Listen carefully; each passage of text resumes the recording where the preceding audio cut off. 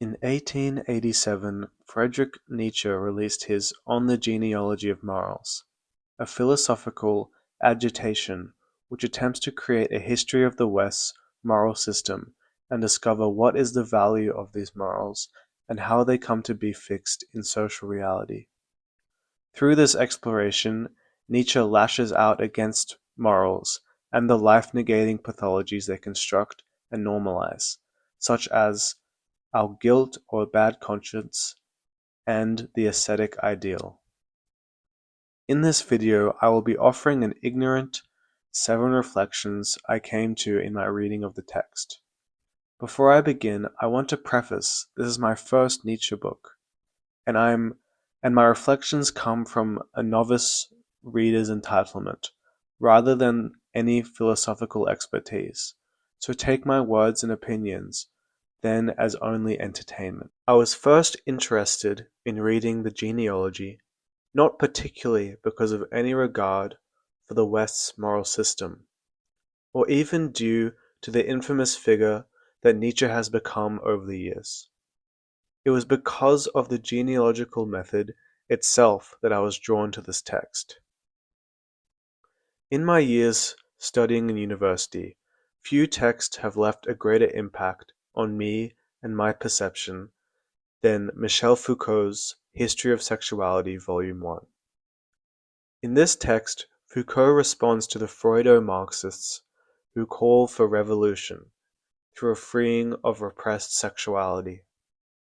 Foucault critiques this as he finds, through his genealogy, that sexuality itself is a historical specific production, an effect of our present circumstance, and that it was not the masses whose sexuality were oppressed, but the bourgeois upper-class white families. So what is genealogy? I remember this being explained to me in one class, in which the teacher described something that we take for granted in society, something that we think of as natural, neutral, or pre-cultural, and placing that very thing into the historical and political discussion. To use a metaphor, it is essentially creating a family tree for something we believe is in itself innate and was never born. With this definition, we move to the first reflection. Foucault, or maybe Foucault is like this, Nietzsche seeks to construct a history of morality in order to analyze and agitate its various effects. Nietzsche does this to think about how good people are valued over bad people as part of a higher order. What is the value or utility of morality, he asks. An interesting sequence is when Nietzsche describes how hatred, specifically the church's hatred, has a consequence, a profound effect of love. This hatred produces differing ideals and reversing values. I equate this to Foucault's notion, in which freedom is a precondition of power, as a relation. In this case, hatred itself has a productive relation, or a co-constitutive relation with love. In Nietzsche's famous declaration, he proclaims that the doer behind the deed is a grammatical fiction, which is asked by slave morality or those in a state of ressentiment to explain their own suffering as caused by an external individual. They are not powerless, but subjected to the evil of the strong. This doer or causer figure is a necessary part of scientific discourse. But what I did not realize is that Nietzsche figures it as a way for slave morality to deal with their own powerlessness. Nietzsche describes the sovereign man as defined by a free will, a right to make promises, and a dominating instinct. He is here describing the Western man who will and is colonizing the world, a man who simultaneously is imbued with an extraordinary responsibility, a white man's guilt. He will measure the value of others and their ability to be like him. In a colonial context, it could be said that the sovereign Western subject is itself a construct of this moralizing project. As Nietzsche describes, there is no doer, only deed. Foucauldian thinkers like Achille Mbembe and Edward Said explore this, in which the Western myth of originality is constituted by colonial objects, or racialized others. As Said would say, the Oriental informs the Orient. Nietzsche describes the self-violation or bad consciousness of humans, which has become a fixed idea, unseparate from the human themselves.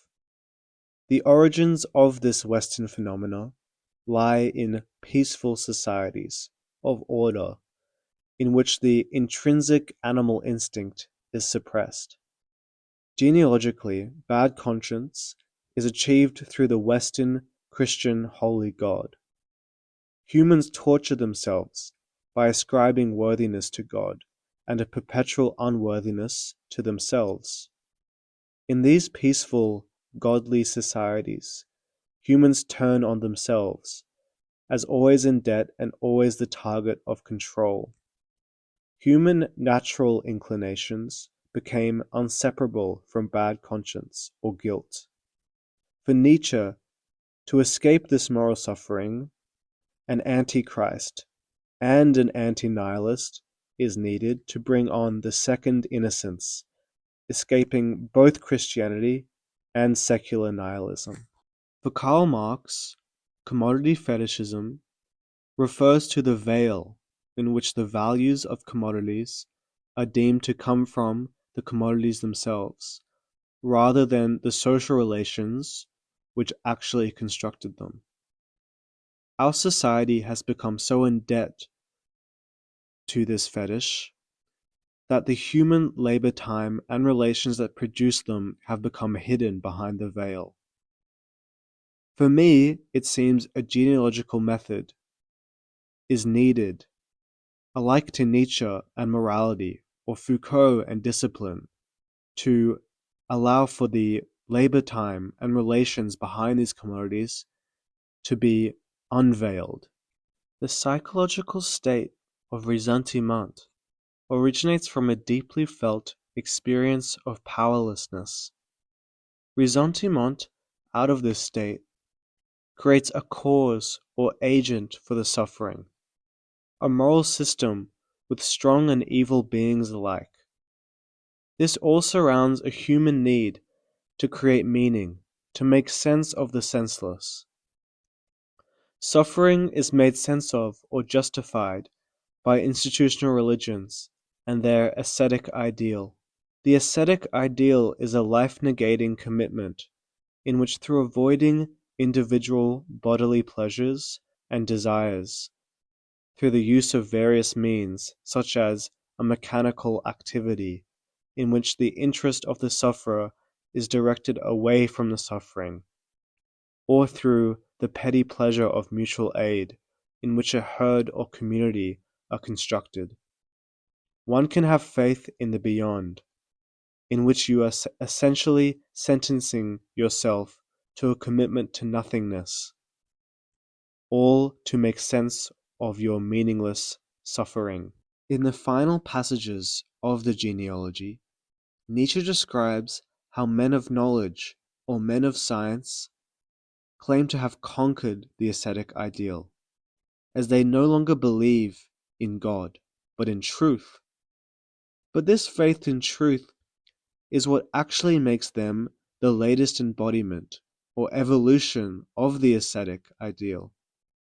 Specifically, despite expressing their non-belief, these men still have a faith in the absolute value of truth, in the objective value of truth.